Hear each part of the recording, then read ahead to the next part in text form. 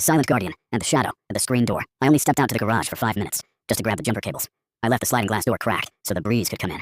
My 6-year-old Leo was sitting right there on the rug, playing with his Legos, and our golden retriever, Cooper, was dozing at his feet. When I walked back in, the rug was empty. Legos were scattered everywhere, like they'd been kicked aside in a hurry. And the screen door, it wasn't just open.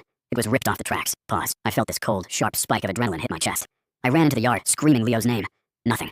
Just the sound of the wind in the oaks. I looked down and saw deep, muddy gashes in the flower bed. And then, I saw the red, bright, wet streaks on the white vinyl fence. My heart literally stopped. I thought Cooper had finally snapped. He's always been a velvet soul, but he's 90 pounds of muscle. I called 911, my voice shaking so hard I could barely give them my address. My son is gone, I told them, and there's blood everywhere. Dramatic pause. The cops were there in 6 minutes. They found Cooper first, about a quarter mile into the woods behind our creek. He was standing over something. His fur was matted with red, his teeth were bared, and he was making a sound I've never heard a dog make. A low, guttural roar. Officer Miller pulled his weapon. He thought the dog was guarding a kill. "Drop him, Cooper!" I screamed, sobbing. But then, I saw a small, pale hand reach out from behind a fallen log. It was Leo. He wasn't hurt, not a scratch. The blood, it wasn't Leo's, and it wasn't Cooper's. Slow down, voice getting hushed. A few yards away, the police found a discarded baseball cap and a trail of blood leading toward the highway.